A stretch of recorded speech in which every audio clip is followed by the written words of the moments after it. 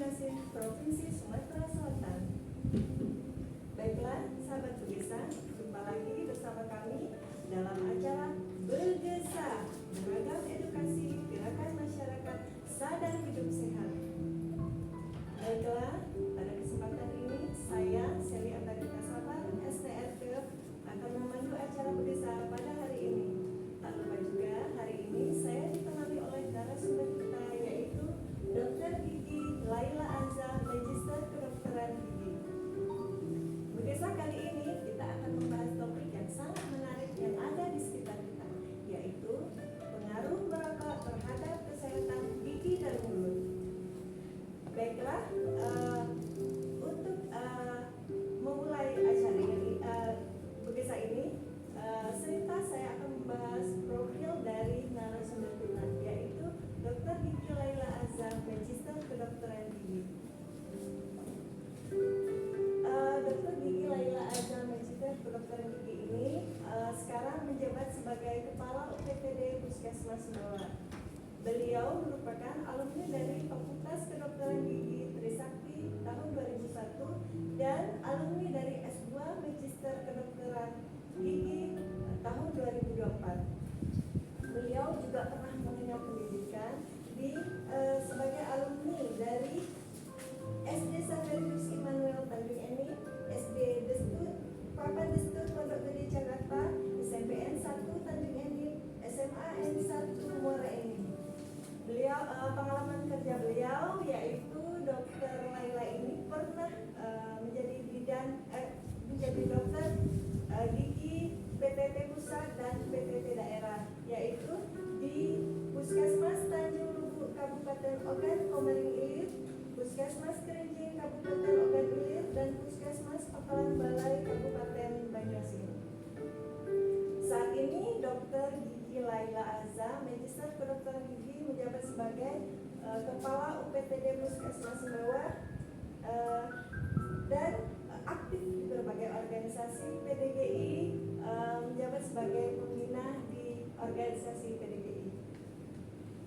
Berbagai prestasi dari narasumber kita, yaitu beliau pernah menjadi dokter gigi teladan 3 tingkat Kabupaten Banyuasin, dokter gigi teladan 1 tingkat Kabupaten Banyuasin, serta dokter gigi teladan 2 tingkat Provinsi Sumatera Selatan.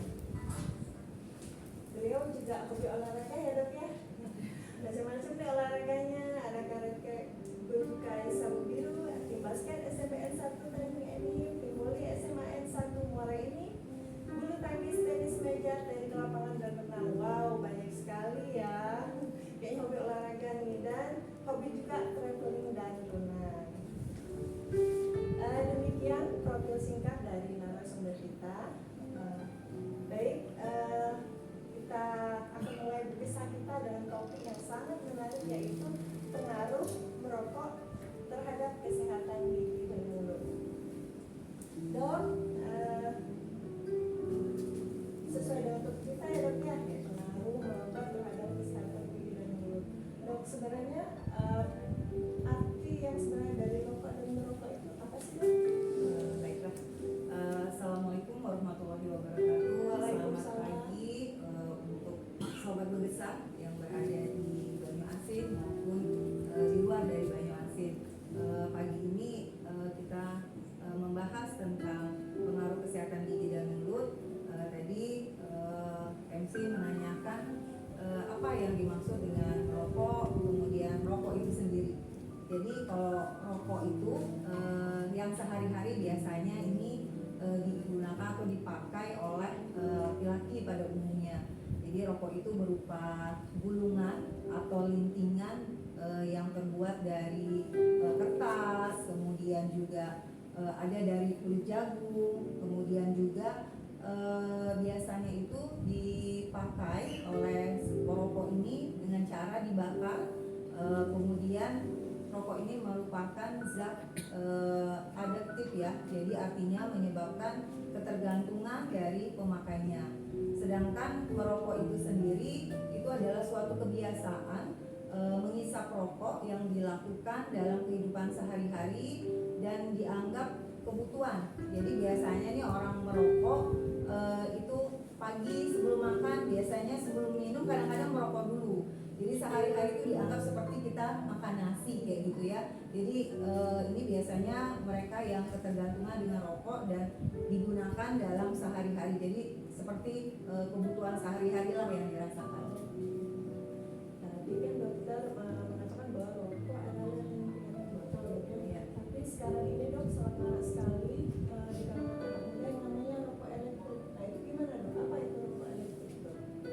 Jadi rokok elektrik ini seperti rokok pada umumnya, namun dia tidak menggunakan tembakau. Jadi dia mengubah cairan menjadi uap dan dihisap oleh perokok dan masuk ke dalam paru-paru. Tetapi rokok ini baik yang merokok secara konvensional maupun elektrolit ini juga berbahaya bagi kesehatan. Jadi ada beberapa jenis rokok yang kita perlu ketahui yang mungkin pada umumnya dan banyak tidak diketahui, yaitu ada yang namanya klobot. Klobot ini adalah rokok yang bahan pembungkusnya itu berupa kulit jagung. Jadi di beberapa desa itu ada biasanya itu umum digunakan di masyarakat Jawa, berasal dari kulit jagung. Kemudian juga bisa dari daun aren, namanya itu kaung, ya. Kemudian ada sigaret atau rokok yang bahan pembungkusnya berupa kertas. Ini yang paling banyak dijual beli di toko-toko maupun di supermarket, di warung-warung. Kemudian juga ada yang lebih mahal mungkin, itu namanya cerutu atau sigar. Jadi rokok ini bahan pembungkusnya berupa tembakau, dan juga ada rokok yang berasal dari daun nipah. Berarti dok ya sebenarnya rokok dari rokok elektrik atau rokok itu sebenarnya sama ya betul ya, cuma bedanya aja ya Kemasannya. Oke, sebelum kita melanjutkan tugas kita, saya ingatkan kepada seluruh sobat desa, apabila ada pertanyaan atau saran silakan kirimkan ke Instagram ataupun Facebook di Facebook Banjarmasin OPD Dinkes Kabupaten Banjarmasin atau TikTok Dinkes Banjarmasin 2024. Dan nantinya dua penanya yang beruntung terpilih akan mendapatkan giveaway menarik dari Ruang Lukisan. Nah dok, kembali lagi ke lukisan kita tadi dok ya. Jadi antara rokok elektrik dan rokok itu sama ya dok ya. Nah sekarang dok, zat-zat apa saja yang terkandung dalam rokok tersebut? Baiklah, jadi selama ini umumnya orang taunya merokok, tetapi tidak tahu kandungan berbahaya yang di dalam rokok. Jadi yang pertama itu kandungannya biasa orang mengetahui nikotin. Jadi nikotin ini kalau di dalam kesehatan gigi dan mulut dapat merusak lapisan gigi dan juga bisa menyebabkan gigi itu berlubang. Dan juga nikotin ini menyebabkan sel kanker yang sifatnya radikal atau berbahaya. Kemudian memberikan efek candu atau ketagihan. Kemudian perokok ini merasa rileks, jadi lebih enak, santai. Kemudian, tetapi efek yang berbahayanya merusak jaringan otak, kemudian mengeraskan dinding arteri dan menyebabkan darah cepat membeku. Nah, selain nikotin, itu juga ada tar, ya. Tar ini dapat menempel pada gigi dan menyebabkan giginya berwarna kekuningan. Kemudian di dalam tar ini mengandung 4.000 zat berbahaya lainnya, dan diantaranya adalah 60 itu sifatnya karsiogenik dan memicu terjadinya kanker. Kemudian di mana tar ini juga akan mempersempit saluran udara di dalam paru-paru. Baik nikotin maupun tar ini juga bisa mengurangi produksi air liur atau saliva, sehingga pada perokok itu menyebabkan mulutnya terasa kering. Kemudian ada bahan-bahan lain yang sifatnya memang kalau saya lihat tidak ada manfaatnya sama sekali di dalam satu batang rokok itu. Yang pertama adalah arsen, ya. Bahan ini biasanya digunakan untuk racun tikus. Jadi hati-hati bahwa kandungan di dalam rokok itu ternyata banyak sekali ya. Kemudian ada benzena, yaitu bisa meningkatkan terjadinya leukemia. Apa sih dok benzena ini? Biasanya kalau kita ngisi bensin tuh ujungnya sering kan bau. Nah itu salah satunya yang ada di dalam satu batang rokok. Kemudian ada asetilena, kemudian juga ada sianida ya. Kemudian zat-zat lain yang terkandung dalam rokok itu misalnya alkohol ya, metil, dan juga seperti karbon monoksida. Jadi banyak sekali ya zat-zat dan semuanya rata-rata tidak ada yang baik. Demikian. Seperti yang dokter bilang tadi, tidak ada manfaatnya sekali dok ya, berarti ya dari rokok ini sampai-sampai ada arsenik sama cyanida ya dok ya. Ya. Oke dok, kalau bagi orang kan rokok ini memang kontaknya langsung ke mulut, ke gigi, berarti memang langsung ke tubuh ya dokter ya gitu. Dok, apa sih ciri fisik dari seorang perokok yang bisa kita lihat? Ya, biasanya ini jelas ya, terutama pada perokok yang sangat aktif. Kalau perokok aktif itu biasanya kalau dari gigi mudah kita lihat giginya berwarna kuning, kemudian cenderung kecoklatan bahkan kehitaman. Ini karena pengaruh dari nikotin tadi. Kemudian bisa dilihat juga dari kuku-kuku tangan ya, biasanya berwarna kuning kecoklatan. Apalagi kalau dia mengkonsumsi atau memakai rokoknya hampir sehari, bahkan ada yang satu bungkus ya. Kemudian yang pasti badan dan napasnya juga berbau rokok. Ada jenis-jenis rokok yang memang baunya sangat menyengat sehingga menempel pada pakaian, kemudian rambut, tangan, dan bahkan kalau kita merokok di kursi itu juga menempel kayak gitu ya. Kemudian bisa dilihat juga dari matanya itu biasanya berwarna kemerahan. Oh gitu ya. Dok, kalau orang yang merokok itu efek rokoknya itu dalam mulut itu atau bisa bertahan berapa lama? Jadi kita lihat lagi ya, ini dari hasil penelitian bahwa rokok itu yang pertama di dalam air liur atau di dalam saliva itu sampai dengan 5 hari menempel. Kemudian di rambut itu bisa sampai 10 hari. Kemudian di baju itu bisa sampai 19 bulan.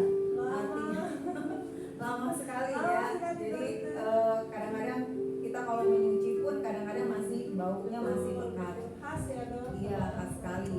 Kemudian juga pada perokok berat ini, maka dari penelitian itu nikotinnya itu berada di dalam aliran darah selama 30 hari setelah pasca merokok. Jadi hati-hati dengan perokok berat ya, karena banyak sekali kandungan-kandungan yang sifatnya itu mengancam kesehatan. Dok, tadi kan kita udah membahas nih tentang rokoknya betul ya, dok, zat-zatnya gitu yang ada di dalam rokok yang berbahaya apa saja. Sekarang akibat dari rokok itu, intinya masalah yang ditimbulkan pada gigi dan mulut kita gitu akibatnya. Jadi akibatnya ini pertama saya menyoroti di dalam kesehatan gigi dan mulutnya. Pasti yang khasnya adalah bau ya, bau rokok itu menyengat. Kemudian giginya cenderung kotor ya dibanding dengan orang tidak merokok. Tapi ini juga tidak bisa kita serta-merta memvonis bahwa semua perokok itu juga misalnya kotor, karena ada beberapa perokok yang juga menjaga kesehatan gigi dan mulutnya. Kemudian ada noda di gigi ya, bercak-bercak, kemudian juga terjadi perubahan warna pada gigi itu sendiri, kemudian menyebabkan penyakit gusi, kemudian giginya juga bisa rontok, terutama untuk pasien-pasien yang mempunyai penyakit khusus penyertanya, kemudian bisa menyebabkan sariawan, kemudian radang mulut, dan juga radang dari kelenjar ludah. Dok, kalau merokok itu bisa langsung menyebabkan sakit gigi nggak dok? Atau harus ada penyebab lain? Iya, biasanya pada perokok tidak serta-merta juga ya. Jadi ada juga yang memang pada dasarnya giginya sudah bermasalah, ditambah lagi perokok berat. Jadi biasanya yang pasti giginya bisa menjadi rusak karena perubahan warna, kemudian terjadi penumpukan plak gigi. Plak ini kenapa dok berbeda? Karena produksi air liurnya itu berkurang sehingga sulit untuk dibersihkan. Dan juga kalau dibiarkan terus menerus maka akan berkembang menjadi gingivitis. Gitu, dok, ya. Dok, kalau orang merokok itu sih kita tahu dari bau mulutnya ya dok ya, Iya. khas sekali gitu. Itu gimana tuh dok? Bau mulut dari Bau seorang mulut. perokok, ya? Ya, jadi pertama kalau kita bau mulut yang paling mudah adalah minum air putih. Jadi minum air putihnya harus lebih banyak. Kemudian juga makan buah dan sayur yang banyak mengandung air atau serat. Ya, biasanya itu kita lihat vitamin C-nya biasanya pada buah-buahan seperti buah naga, kemudian juga jeruk, kemudian ada melon, ada semangka, sehingga itu akan merangsang terjadinya produksi air liur yang lebih banyak. Intinya berarti kalau seorang merokok memang harus banyak minum air putih ya dok, Iya. yang pertama.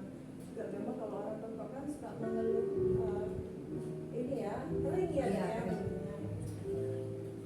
Baik, sobat Begesa, apabila dari sobat Begesa ada komentar atau pertanyaan, silakan melalui Instagram Dinkes Online Banyuasin atau melalui Facebook BCD Banyuasin, OPD Dinkes Kabupaten Banyuasin, atau melalui TikTok di Dinkes Banyuasin 2024. Dan nantinya dua penanya yang belum terpilih akan mendapatkan giveaway menarik dari Ruang Begesa.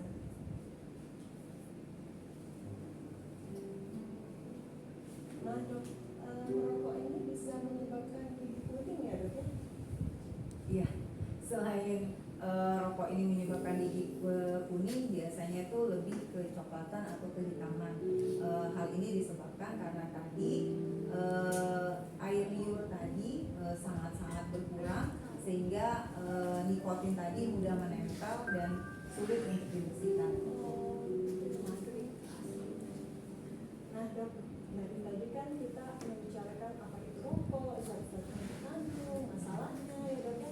Nah sekarang dok, apa yang upaya apa yang bisa kita lakukan untuk mungkin mencegah kerusakan masalah pada gigi dan mulut Iya. oleh rokok ini?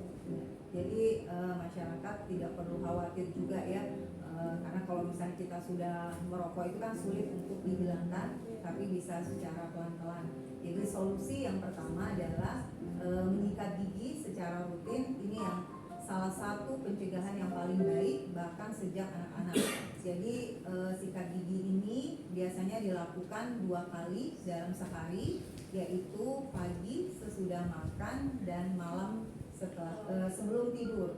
Nah, tetapi masyarakat Indonesia ini punya kebiasaan pada waktu mandi, Pas mandi aja dok. iya, pas mandi dia sikat gigi, dan pada waktu mau tidur tidak sikat gigi lagi ya.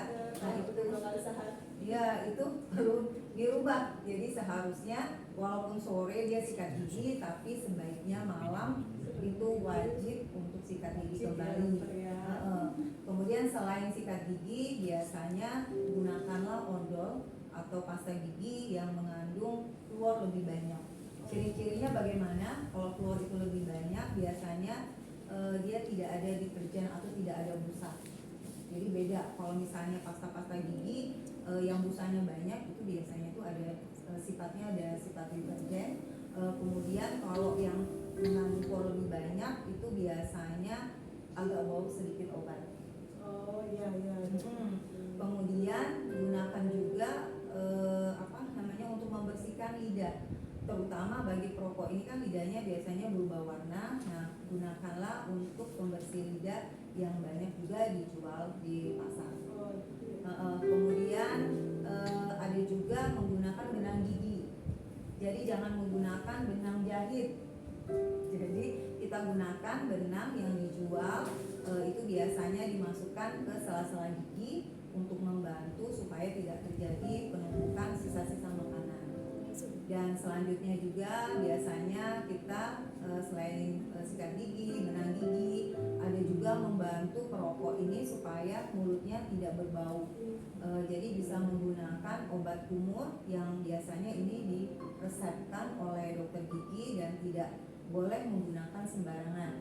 Kemudian bila tidak sempat membeli, kita bisa menggunakan alternatif herbal seperti daun sirinya 10 atau 9 lembar, kita rebus sampai mendidih, kemudian setelah dingin bisa kita lakukan kumur-kumur. Kemudian memperbanyak sayuran, makanan, buah-buahan yang dapat mencegah terjadi kerusakan gigi. Ya misalnya nih daun seledri, wortel, apel, jeruk, nanas maupun buah naga.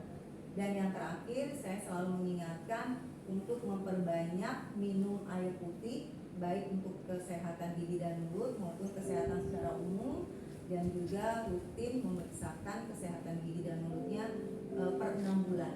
Jadi setahun itu wajib 3 kali. Sakit nggak sakit supaya dokter gigi tahu nih di dalam mulutnya itu apakah memang ada lubang atau karies gigi. Kalau nggak sakit biasanya nggak mau. Iya, nah itu tiba-tiba sudah sakit, lubangnya sudah besar. Betul, betul. Dok, tadi kan dokter membicarakan tentang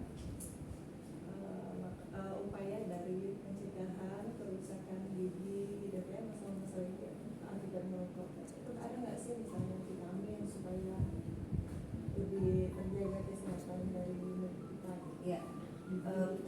Baik, jadi kita juga harus mengkonsumsi, tahu makanan-makanan atau zat-zat yang bisa konsumsi. Yang pertama adalah kalsium. Kalsium ini penting untuk memperkuat gigi dan tulang ya. Jadi selain kalsium itu bisa kita dapatkan dari susu, baik yang sifatnya hewani dari susu sapi, bisa kita beli bubuk susunya, kemudian atau dari nabati biasanya dari kedelai. Kemudian bisa dari kacang-kacangan, kemudian fosfor ya. Fosfor ini biasanya diserap oleh tubuh dan menjadi asam, menjadi fosfat, kemudian bersama-sama kalsium dan vitamin D untuk memperkuat tulang dan gigi.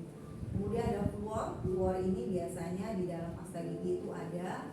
Kemudian mengkonsumsi vitamin A, vitamin D, vitamin C yang akan membantu untuk memperkuat jaringan gigi. Dok, kalau apa sih itu kan yang tadinya ya gitu.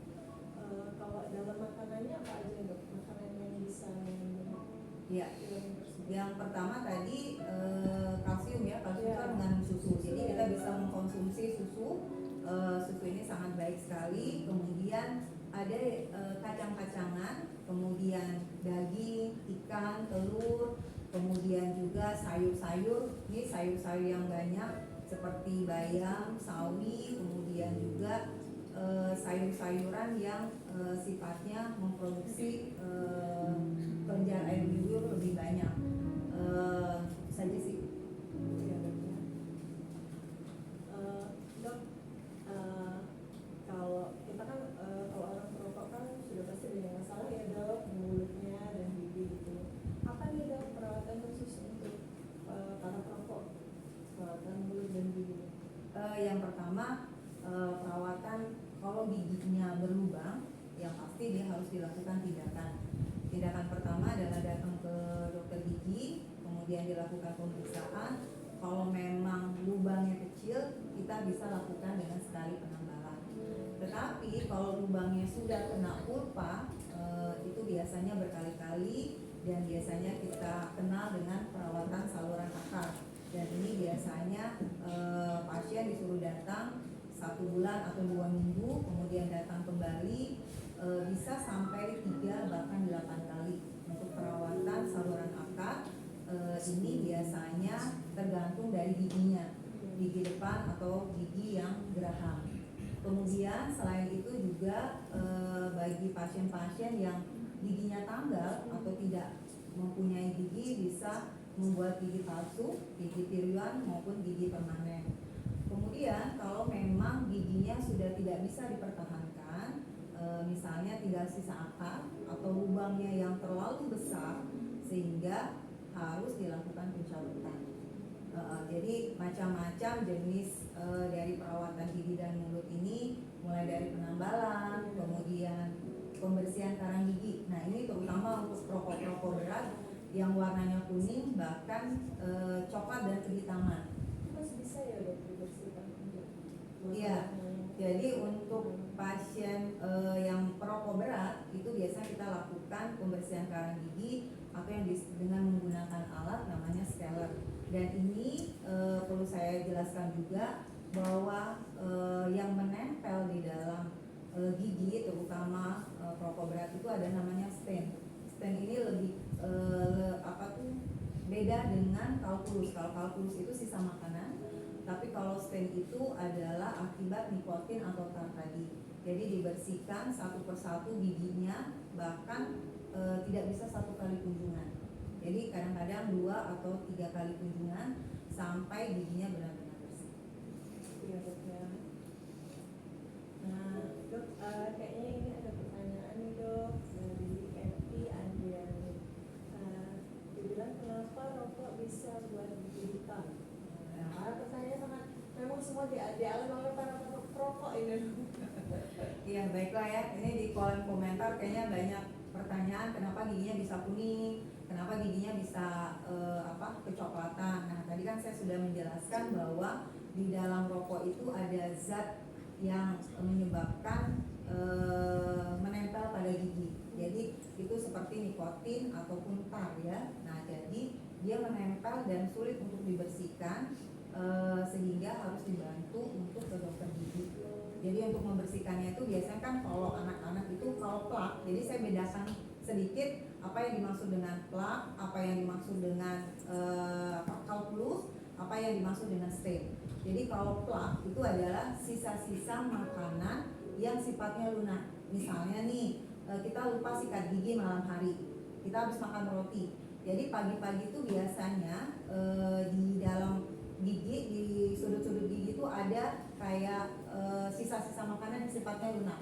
Kalau dipegang itu masih bisa dan biasanya lembut, warnanya tuh putih. Nah itu yang disebut dengan plak. Nah kalau plak ini dibiarkan terus-menerus maka dia akan mengeras berwarna kuning, coklat, kemudian kehitaman. Itu disebut dengan kalkulus. Kalkulus ini kalau sudah keras tidak bisa lagi dibersihkan dengan sikat gigi. Jadi harus dibersihkan dengan alat scaler untuk datang ke praktek dokter gigi. Bisa datang ke puskesmas maupun bisa datang ke praktek dokter gigi ya. Nah kemudian yang ketiga itu stain. Stain ini yang saya bicarakan tadi bahwa zat nikotin maupun tar tadi bisa menyebabkan stain yang berwarna dia tipis tapi menempel kuat dan tidak bisa dibersihkan dengan sikat gigi. Jadi harus dibantu dengan dokter gigi. Dok, ini izin dok ada lagi ditanyakan oleh komentar dok dari Rika Astri. Izin bertanya dokter, apakah dengan menyikat gigi kandungan rokok bisa langsung hilang? Iya. Kayaknya hampir nyambung sama jawaban dokter tadi ya. Jadi pertama sikat giginya kita harus lihat dulu ya. Ini saya bawa contoh sikat gigi. Sikat gigi ini ada yang bulunya memang kecil, tetapi ada bulunya yang panjang. Dilihat lagi rongga mulutnya itu sebesar apa. Karena beda sikat gigi anak-anak, kemudian dewasa, laki-laki dan perempuan itu biasanya dilihat dari bentuk rongga mulutnya, kemudian jumlah giginya. Apakah memang giginya itu kalau kita kan idealnya tuh gigi sampai 7 ya, jadi 7 kali 4 itu 28 gigi. Nah kemudian kalau untuk perokok yang pasti tidak bisa langsung bersih dengan sikat gigi. Kemudian ada beberapa hal yang perlu diketahui di kota-kota besar sikat gigi itu menggunakan resep. Jadi yang sikat giginya kita punya alat nama cairan untuk mendeteksi apakah kalkulus ataupun sisa makanan tadi masih menempel. Saya pernah dibantu juga, jadi saya pernah diresepkan untuk memilih sikat gigi dengan bentuk dan ukuran sesuai dengan tangan gigi saya. Jadi kalau seandainya pun ada pasien, "Dok kok giginya nggak bersih-bersih?" Nah mungkin silakan datang konsultasi ke dokter gigi, nanti di situ bisa ketahuan oh ternyata rahangnya tidak bisa menggunakan sikat gigi yang terlalu bulunya tuh panjang, kemudian sikatnya keras. Nah silakan pilihlah sikat gigi sesuai sesuai dengan bentuk rahang atau rahangnya besar atau kecil.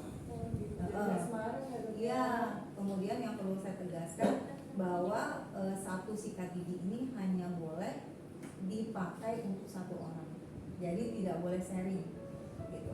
Jangan nyampur ya, Dok? Iya.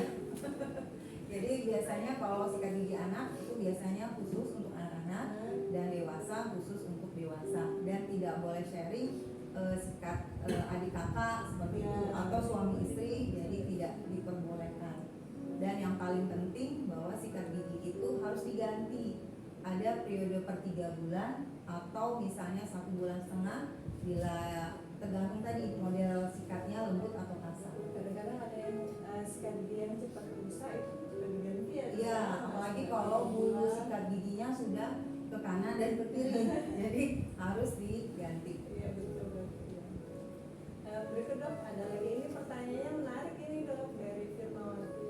Maaf, dokter mau nanya gimana cara mengajak suami lepas dari merokok, Dok? Jadi ya, ini yang banyak dikeluhkan pasien-pasien, terutama ibu-ibu yang ngomongnya suaminya setiap hari merokok ya. Jadi ini memang sulit sekali. Selain untuk menjaga kesehatan gigi dan mulut, biasanya ini yang paling efektif biasanya anak-anak ya. Iya. Jadi anak-anak itu biasanya menegur bapaknya dan bilang bahwa rokok itu haram.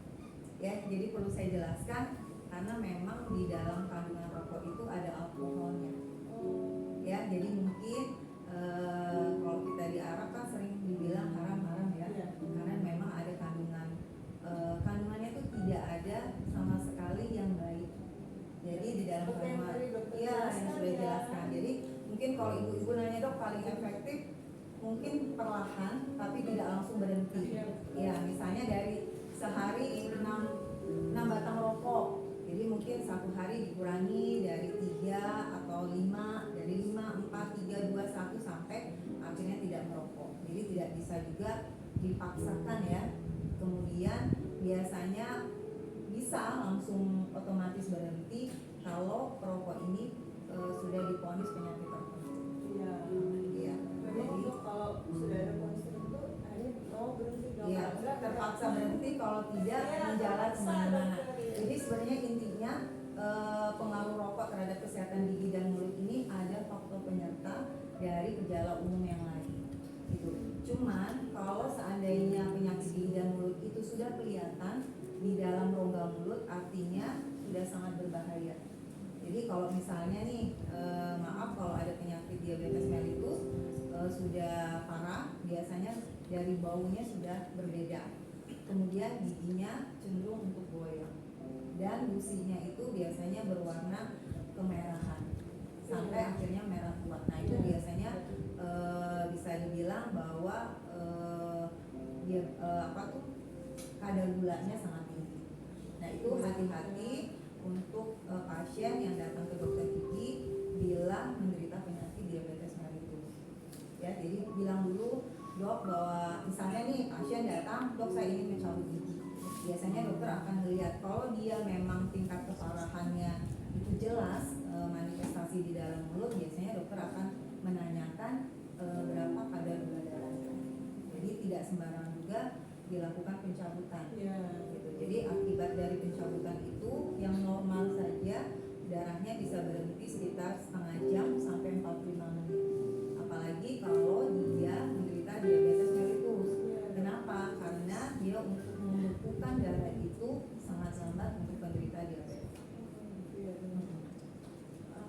Kayaknya menarik ini, Dok, berisa kita karena banyak sekali pertanyaan. Ini ada lagi dari Nur Haira nih. Bagaimana cara menghilangkan bau rokok dari mulut si perokok walaupun sudah disikat gigi? Iya, tadi kan saya sudah jelaskan ya, salah satunya menggunakan obat kumur ya. Jadi obat kumur digunakan, tetapi perlu diingat bahwa obat kumur ini juga tidak boleh terlalu sering dikonsumsi karena sebenarnya Tuhan itu sudah menciptakan air liur atau saliva yang fungsinya sebagai pembersih di dalam rongga mulut. Jadi di dalam tubuh ini punya fungsi-fungsi tertentu seperti saliva itu, kalau produksi salivanya baik kayak gitu, maka air banyak, kemudian bisa membersihkan. Tetapi kalau tidak bisa, silakan menggunakan obat kumur yang direkomendasikan oleh dokter. Jadi tidak boleh setiap hari, karena justru dia akan membunuh bakteri-bakteri baik di dalam mulut. Jadi yang sering mengkonsumsi obat kumur sebaiknya diperhatikan dan dikonsultasikan ke dokter. Kemudian juga bisa dilakukan dengan kumur air hangat kalau seandainya giginya sakit, ya. Kemudian juga bau mulut ini bisa menggunakan permen. Kan ada ya permen yang mengandung gulanya tidak terlalu manis, ya, bisa digunakan. Jadi kadang-kadang maaf, kalau orang-orang pendaki gunung itu kadang-kadang kan sikat giginya susah, tidak ada air. Nah, dia biasanya menggunakan permen seperti kayak permen karet. Nah, itu bisa untuk membersihkan, tapi tidak maksimal. Ya. Nah, ini ada dari Ilai Kanusirwan, dibilang selamat buat PKM Semawa yang live di ruang desa hari ini, tetap semangat ya. Terima kasih. Nah, ini ada lagi nih dok, dari Yesri Alfian. Dia bertanya, dok tanya penyebab kondisi gigi yang jaraknya makin besar dan solusinya apa, dok? Saya semakin usia semakin berjarak ya, dokter ya. Iya, jadi sebenarnya kita perlu ketahui dulu penyebabnya. Jadi kalau giginya makin jarang-jarang itu apa? Satu, yang pasti giginya itu ada yang tanggal atau lepas. Jadi misalnya nih gigi nomor 1, ternyata nomor 2, nomor 3-nya tidak ada gigi. Kemudian nomor 4-nya itu ada gigi. Nah, jadi gigi itu, iya, jadi gigi yang nomor 1 itu akan bergeser ke sebelahnya, gigi yang belakang itu akan bergeser. Jadi nanti diikuti dengan lengkung gigi yang ada gigi-gigi sebelahnya. Jadi dia makin lama bergeser-geser. Nah, bagaimana cara mengatasinya? Yang pertama harus memakai gigi palsu. Jadi silakan datang ke dokter gigi, kemudian memasang gigi palsu. Nah, perlu saya jelaskan juga ini sebagai edukasi ke masyarakat bahwa memasang gigi palsu itu tidak boleh sembarangan. Ya, jadi pastikan. Ya, banyak tukang gigi. Ada tukang gigi yang baik dan sudah menerapkan pola yang baik. Salah satunya kalau kita memasang gigi palsu, yang pertama yakin bahwa yang akan dipasang gigi palsunya itu tidak ada sisa akar. Jadi sisa akarnya harus dicabut dulu, kemudian dibiarkan 3-1 bulan. Setelah gusinya sehat, gusinya menutup dari lubang pasca pencabutan, baru boleh dipasangkan gigi palsu. Bagaimana itu kalau akar giginya yang betul-betul nggak kelihatan keluar, hanya dalam, itu akan Nah, jadi kadang-kadang ada pasien yang mengeluh sakit sampai setengah rahangnya itu sakit sampai ke belakang. Ternyata giginya dilihat tidak ada masalah, tetapi kemudian dokter gigi mengajukan untuk di ronsen, ternyata ada sisa akar gigi yang masih menutupi gusi. Nah, jadi itu solusinya gimana? Biasanya kita lakukan pembedahan atau dikirim ke dokter spesialis bedah mulut, kemudian dikeluarkan sisa gigi akarnya tadi. Ya, harus dibersihkan karena bisa menyebabkan nyeri di dalam sulcus atau di sekitar giginya, bahkan sampai dari depan ke belakang. Itu ada beberapa kasus. Iya. Berikut ada Tina Alvin, dokter mau tanya, gigi bungsu kita sudah dicabut tapi kenapa gusinya tidak tertutup, dokter? Masih tetap berlubang. Cabut giginya sudah 5 bulan. Nah, Ini oke. kenapa nih, dok? Iya. Gigi bungsunya sudah dicabut tetapi lubangnya tidak tertutup. Ya. Harusnya yang benar itu lubangnya harus tertutup. Biasanya tuh hanya perlu 1-1,5 bulan. Coba dicek lagi apakah giginya ini dicabut di dokter gigi atau tercabut sendiri, patah. Jadi belum selesai sampai ke akarnya. Jadi bisa juga dilihat dari ronsen yang saya tadi bilang. Kadang-kadang akar gigi ini kan banyak. Kalau geraham kan biasanya tuh 2 atau bahkan ada 3. Ya, jadi dilihat dulu. Kalau memang seandainya masih belum nutup, sudah 5 bulan, silakan ke dokter gigi. Kemudian nanti akan di ronsen supaya memastikan apakah ada sisa akar yang tertinggal. Nanti solusinya mungkin dokter kali ya, Iya. yang tepatnya.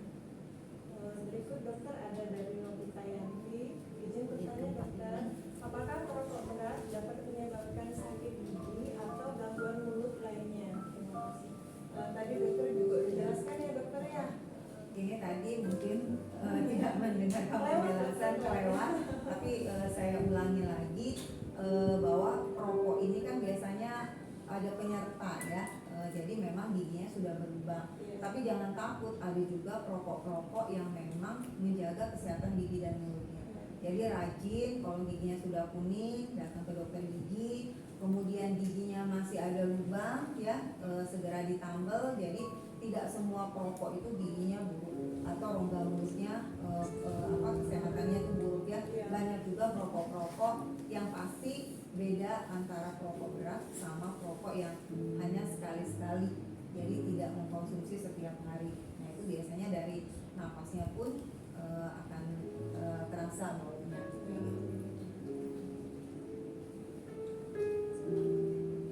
Ini ada lagi dokter dari Januari. Dia bilang bahwa Bu Dokter, saya perokok aktif 10 tahun. Sempat Berhenti berhenti. selama 1 tahun ya. Karena istri saya marah-marah terus, saya stres, akhirnya saya merokok lagi. Saya tanyakan, apakah rokok itu obat stres, Dok? Jadi yang pasti apakah rokok itu obat stres? Ya. Kalau saya bilang karena kandungannya tidak ada yang baik, jadi bukan sebagai obat. Ya, jadi rokok itu bukan untuk menghilangkan stres, tapi dia ada efek kecanduan atau merasa rileks. Ya, jadi efeknya itu yang bikin kita ketagihan. Jadi bukan untuk menghilangkan stres. Kalau stres itu kan banyak faktornya ya. Jadi bukan karena istri marah-marah ya juga bisa stres. Jadi istrinya nanti istilahnya tuh ngomel ya wajar aja ya. Terutama kalau misalnya kita memiliki bayi ya. Jadi kalau di dalam PHBS, perilaku hidup bersih dan sehat, itu merokok ada jaraknya. Jadi harus keluar dari rumah baru diperbolehkan merokok. Kalau di airport biasanya itu kena denda kalau merokoknya sembarangan, apalagi di luar negeri ya, ada tempat khususnya. Ada lagi nih dokter yang bertanya dari Rizky Saputra, mengatakan bahwa apakah perokok aktif mempengaruhi penuaan dini dan penampilan fisik seseorang? Ya, kalau di sini jelas ya, kalau dia perokok aktif yang sangat-sangat aktif, bahkan ada satu hari itu 1 sampai 2 bungkus itu ada ya. Artinya dari kulit, kemudian dari wajah itu pasti lebih kelihatan lebih tua. Iya. Kemudian kan asap rokok tadi mengandung nikotin, tar, kemudian metanol, kemudian macam-macam lah ya. Jadi itu akan menempel sehingga kulitnya juga akan lebih keriput, kemudian lebih kehitaman.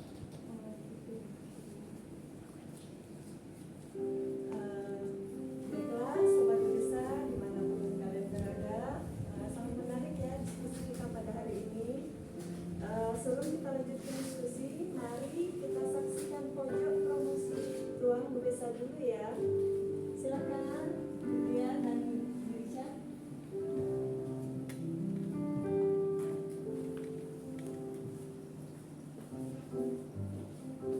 Assalamualaikum warahmatullahi wabarakatuh. Hai kawan Berdesa, ketemu kami di Berdesa.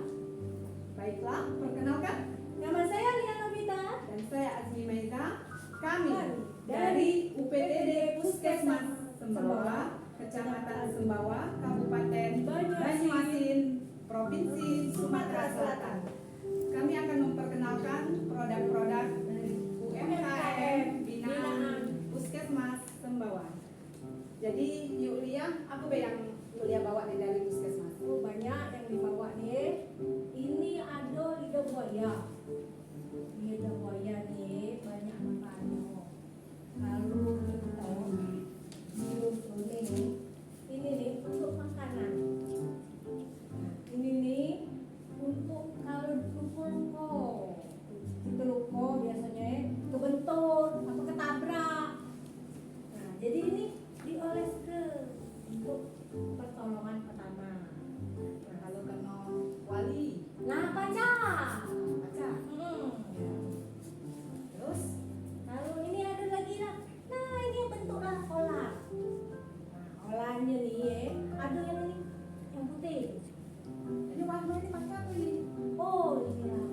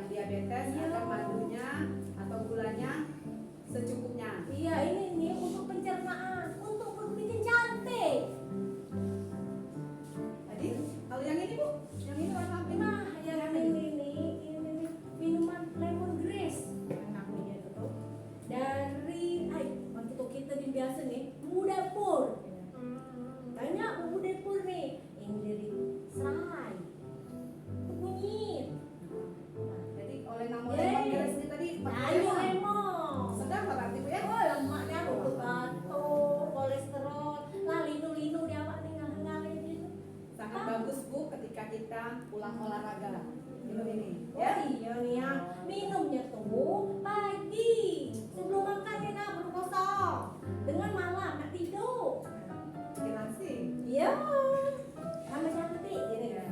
Terus apa lagi yang di bawah ini? Ini yang Oh. mulai dapat ini. Ini nih paling sehat. Apalagi untuk kita ada program yang seimbang itu untuk Macam-macam makanan. macam makanan. Khusus anak-anak stunting bagus sekali Bu Oh ya. bagusnya ini Gizinya? tinggi. Nah bu kalau tubuh lemas, beli kesenangan berdiri. Nah Makan ini. makan ini untuk naik ke dere rendah. Jadi apa lagi nih? Udah Makanan gini, kita ya. banyak-banyak juga ini. Oh iya, ini keripik dari entah itu orang Semawa. Dari Sembawa. Keripik tempe, cemilan sehat dan bergizi. Nah ini Keripik juga. Iya bisa. Punya Wong Sembawa juga. Punya Wong Semawa. Masya Allah, banyak Wong Sembawa ini pintar-pintar. Oh iya. Nah kalau ini, Nah ini tepung dari tepung bisa diolah, dikering ke, oh pokoknya gawinya. Oh apinya, coba semua itu tuh. Ada satu lagi bu, yang paling bagus untuk sehat untuk kita. Kalau lagi buru-buru ya, ini nah daun sop ini selain untuk sayur, dia juga bisa digunakan untuk peradangan sendi. Oh bisa sakit ini nah, linu-linu. Enak. jadi bagus Bu ya, selain sebagai untuk bumbu Iya. dapur, untuk kesehatan, juga buat hiasan. Iya, jadi kita kan banyak hasil toga puskesmas Semawa. Ya, dan toga masyarakat di pedesaan, setiap desa mempunyai toga masing-masing. Jadi ini merupakan contoh-contoh dari toga yang kita miliki di wilayah UPTD Puskesmas Sembawa. Baiklah Ibu, Dinas Ini kita Kesehatan Ah, Kabupaten Banyuasin juga mempunyai program Sigimba. dia ada main-main, nah banyak nah mainan anak-anak ini nah. Ada monopoli, ada kartu. Nah ini kartu. Anak-anak di depan mainan monopoli nah. Dia juga baca. Nih ada buku bacaan. Dia buku bacaannya menarik, bukunya nih paling menarik. Nah ada gambar-gambar lucu. Jadi kalau nak tidur lemah. Selain ini dia baca ilmu, nimba ilmu. Juga produk ini sudah mempunyai hak cipta dari Kementerian Hukum dan HAM Republik Indonesia. Jadi Bu, kalau ada wong tua kepengen nak mesen yang ini nih, Oh kemana? boleh. Tadi ketemu be, hubungi be ke dinas kesehatan atau puskesmas yang terdekat di wilayah Kabupaten Banyuasin. Nah, boleh lewat koperasi juga Bu ya, menghubungi Ibu Lydia, nomor teleponnya 0813 7316 5941. Baiklah, kawan Sobat Begesa, Begesa. itulah Begesa kami kali ini ya. Jadi kami akhiri dulu ya. Kembali ke Begesa, sampai jumpa lagi ke Begesa.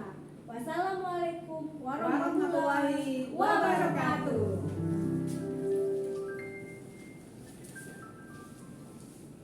Baik, terima kasih pojok promosi Begesa, Tuan Begesa. Baiklah, Sobat Begesa, kita kembali lagi ke diskusi kita Begesa tentang pengaruh dari merokok terhadap kesehatan gigi dan mulut. Dok, ini kayaknya masih banyak ya dok pertanyaan.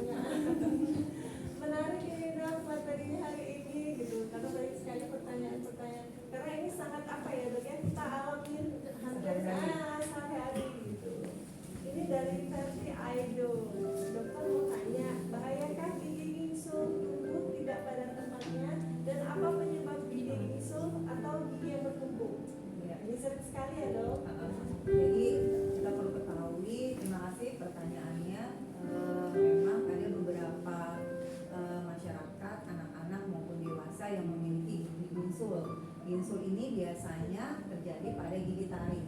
Ya. Jadi gigi taring ini tumbuh yang paling terakhir dari periode gigi susu anak-anak. Nah biasanya umur 12 atau 13 tahun dia tumbuh, kemudian letaknya itu tidak di dalam lengkung gigi.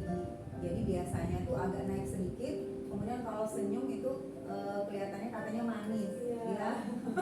Jadi ada yang dipertahankan karena itu ciri khasnya. Iya, betul. Tetapi memang kalau dari segi kesehatan gigi gingsul ini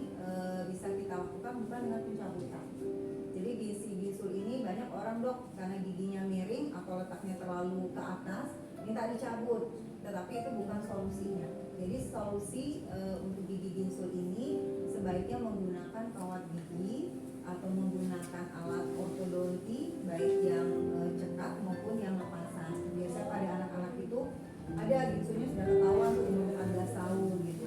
Nah kalau sama dewasa dia menggunakan kawat gigi, silakan datang ke dokter gigi yang spesialis ya. Nanti gigi yang ginsul yang letaknya di atas itu akan ditarik ke bawah, kemudian dengan kadang-kadang mencabut gigi yang di sebelahnya.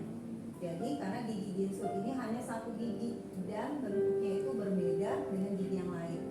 Jadi kalau misalnya gigi geraham kecil itu ada dua, ya setelah ginsul itu ada dua geraham yang kecil. Nah itu biasanya kita lakukan pencabutan sehingga akan menempati ruang dari gigi yang naik ke atas. Jadi bisa diturunkan dengan menggunakan kawat gigi. Dan perlu saya edukasi ke masyarakat bahwa jangan memasang kawat gigi selain ke dokter gigi, ya. Jadi iya, jadi memang benar. Jadi kawat gigi ini kadang-kadang pasangnya di salon atau di tukang gigi. Iya, tetapi nanti setelah rusak baru datang ke dokter gigi. Jadi datanglah ke dokter gigi, silakan datang dulu berkonsultasi apakah giginya ini digunakan untuk kawat cekatnya itu bisa yang ada sampai 3 tahun bahkan 5 tahun. Tergantung tingkat keparahan atau susunan giginya. Jadi beda-beda. Dok, gimana kalau yang pasang kawat gigi itu yang cuma untuk apa? Biasa gitu. Apakah itu nanti merusak gigi atau menjarah atau jadi susunannya bisa Iya. berubah? Jadi yang pertama indikasi untuk menggunakan alat cekat atau ortodonti ini kan biasanya terjadi malposisi atau giginya numpuk-numpuk. Nah ini biasanya kita temui pada pasien-pasien yang rahangnya kecil tapi giginya banyak. Nah kemudian ada ginsul tadi. Nah jadi silakan datang ke dokter gigi untuk berkonsultasi apakah ini perlu dilakukan perawatan alat ortodonti yang cekat. Ya biasanya itu bisa dari umur 13 tahun atau kalau makin cepat kita tangani itu makin cepat juga selesainya. Tapi kalau misalnya sudah umur itu berarti kan rahang atau giginya sudah sangat keras ya. Jadi perlu waktu yang lebih lama. Ini ada lagi dok pertanyaan dari Analisa. Di sini dok bertanya bagaimana caranya menghentikan rokok bagi anak sekolah yang terlanjur merokok dok. Nah, Banyak ya dok ya sekarang anak sekolah udah merokok. Jadi yang pertama memang cara menghentikannya, pertama mungkin peran aktif dari guru, kemudian juga orang tua. Ya kita melibatkan bahwa perlu dilakukan penyuluhan ya. Jadi hati-hati juga karena kalau sejak SMA sudah merokok nanti berkelanjutan nanti tuanya juga akan menimbulkan macam-macam penyakit. Jadi memang kami dari terutama dinas kesehatan maupun puskesmas itu biasanya melakukan penyuluhan. Ada petugas-petugas kami, petugas promkes yang datang ke sekolah, baik dari SD, SMP, SMA. Biasanya kita lakukan screening merokok, ya. Jadi di situ seperti yang pernah dilakukan Puskesmas Sembawah, datang ke SMP atau SMA yang berada di lingkungan wilayah Kecamatan Sembawah, itu diperiksa dengan menggunakan alat, dilihat kadar karbonnya itu berapa CO-nya. Jadi kadang-kadang ketahuanlah di situ bahwa si anak ini kadar CO-nya tinggi. Nah ternyata si anak ini tidak merokok. Nah kenapa dok, kan saya tidak merokok? Atau ibu gurunya, dok saya tidak merokok. Ternyata lingkungan di rumahnya merokok. Jadi dia sebagai perokok pasif. Akibat dari bapaknya yang merokok, maka CO-nya, asapnya itu dihisap oleh orang-orang yang ada di sekitar rumahnya, dan itu yang paling berbahaya. Ya, jadi program dari dinas kesehatan, kemudian melalui puskesmas kita melakukan screening usaha kesehatan anak sekolah dengan mendatangi sekolah-sekolah untuk melihat kadar CO-nya itu berapa. Jadi di situ membantu anak-anak, guru supaya untuk mensosialisasikan betapa berbahayanya merokok di lingkungan sekolah, kemudian di lingkungan rumah tangga. Jadi sebaiknya lebih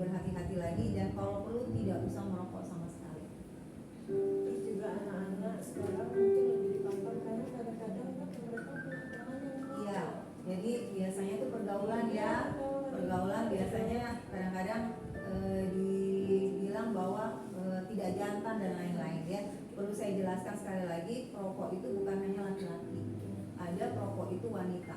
Ya, jadi hati-hati juga untuk ibu hamil supaya tidak merokok sama sekali karena akan mempengaruhi janin. Iya.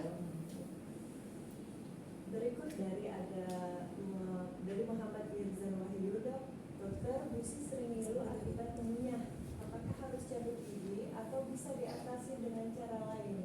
Jadi kalau ngilu saat mengunyah, jadi perlu dilihat lagi. Jadi beberapa pasien ini biasanya menggunakan pasta giginya, kita lihat dulu. Jadi kemudian ada gigi yang memang super sensitif.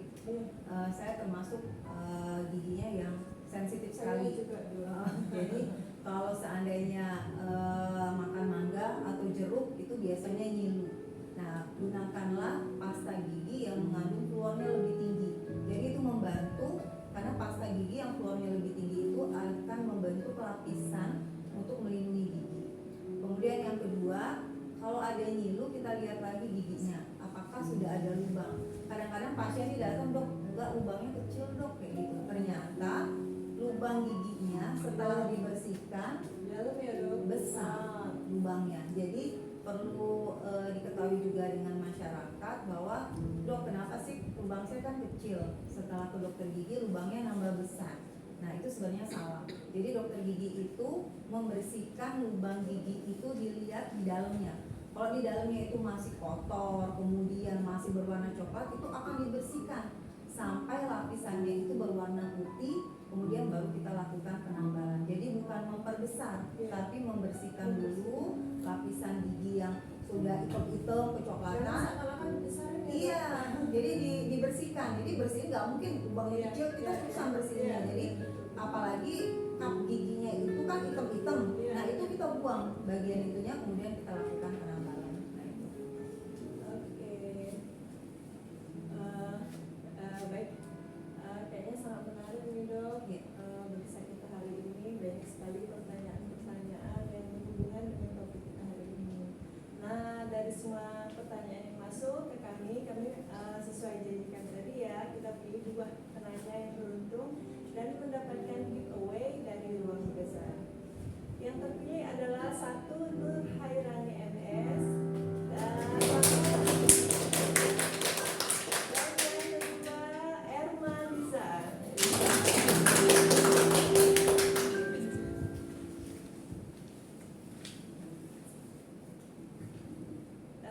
Baik,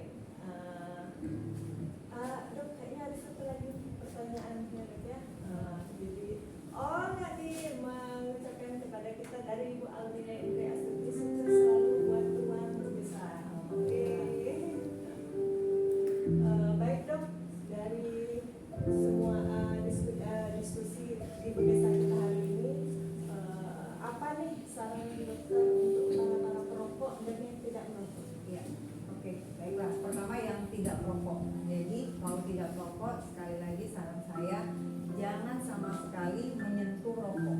Karena kalau sudah jangan coba-coba, jangan sok-sokan supaya temennya dibilang jagoan dan lain-lain. Tetapi jangan menyentuh, apalagi sampai menghisap. Lebih baik tidak sama sekali. Itu bagi yang tidak perokok. Dan bagi perokok yang sudah terlanjur merokok, berhentilah secara pelan-pelan, ya, jangan keterusan merokok karena merokok ini berbahaya banyak sekali, baik dari segi kesehatan secara umum maupun kesehatan gigi dan mulut.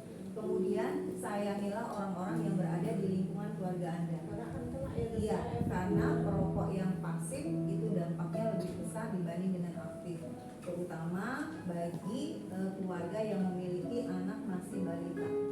Ya, kemudian jangan lupa rutin datang ke dokter gigi minimal 6 bulan sekali. Tetapi bila memang giginya sudah mengalami kerusakan, sakit, nyilu, kemudian sampai bengkak, segera ke dokter gigi, baik di puskesmas maupun di praktek.